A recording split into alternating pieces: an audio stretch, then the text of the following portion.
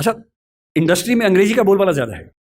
मैंने कुछ दिन पहले एक फिल्म में थोड़ा सा काम किया, उस फिल्म का नाम 12th फेल है, अभी आने वाली अगले महीने 27 अक्टूबर को आएगी वो फिल्म। उसमें मेरी भूमिका स्क्रिप्ट राइटिंग में ठीक ठाक थी और बाद में एक्टिंग भी मुझे करनी पड़ी। मेरा अपना ही रोल है, अपना ही कैरेक्टर है, छोटा सा है, ऐसा नहीं है कि मैं फिल्म का हीरो हूँ, छोटा सा रोल है, कहीं आप जाएँ और आपको बड़ी निराशा हो, थोड़ा सा है। तो मैं स्क्रिप्ट राइटिंग कर रहा था, फिल्म हिंदी की है, विधु विनोद चोपड़ा उस फिल्म के डायरेक्टर हैं और प्रोड्यूसर भी हैं।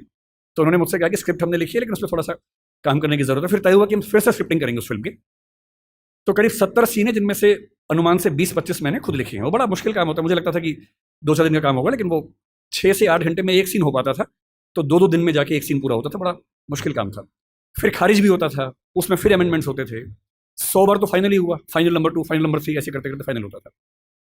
इंटरेस्टिंग बात क्या है कि जब स्क्रिप्ट मेरे पास आई ओरिजिनल हिंदी भाषा में, पर रोमन में लिपि में थी, यानी फिल्म में जैसे मान लीजिए सीन है कि मनोज के हाथ में 2 नाली बंदूक है, तो क्या लिखें?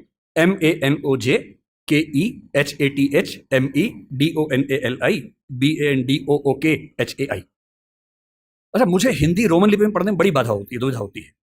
एक तो बात यहां से वहां हो जाती है, जैसे कोई ध और ढ का अंतर बता ही नहीं सकता अगर मैं रोमन में लिखूं। कोई ऐसा शब्द हो जिसमें ध और ढ में कंफ्यूजन हो जाए। अब मैं कुछ भी करके नहीं समझ सकता कि DH ध है कि ढ है, क्योंकि वो लिपि मेरी भाषा के हिसाब से बनी नहीं है। ड़ अंग्रेजी में मैं कितनी भी कोशिश करूं लिख ही नहीं सकता हूं, ण लिख ही नहीं सकता हूं। मैं हरियाणा में जा रहा हूं और मैं हरियाणा में बोल रहा हूं कि बालक इधर आ, बालक नहीं बोलते हैं, ड़ बोलते हैं, जो ड़ भी नहीं है ल भी नहीं है, दोनों के बीच के साउंड है। अब मैं रोमन में कितनी भी कोशिश करके लिख ही नहीं सकता वो चीज। और एक्टर को बोलना क्या है? बालक। सड़क नहीं लिख सकता हूं, SARAK या SADAK, कैसे लिखूं?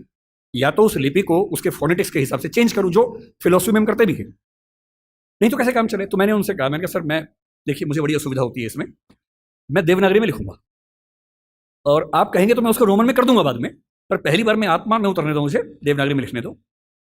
तो उनको आश्चर्य हुआ कि ऐसा भी होता है, क्योंकि उस इंडस्ट्री में आमतौर पर ऐसा नहीं होता है। तो मैंने देवनागरी में एक सीन लिखा, लिख के भेजा। नियम था कि मैं रोज रात को 3 बजे ईमेल करता था। मेरा शेड्यूल था 3 बजे सोने का, उनका था 5 बजे उठने का।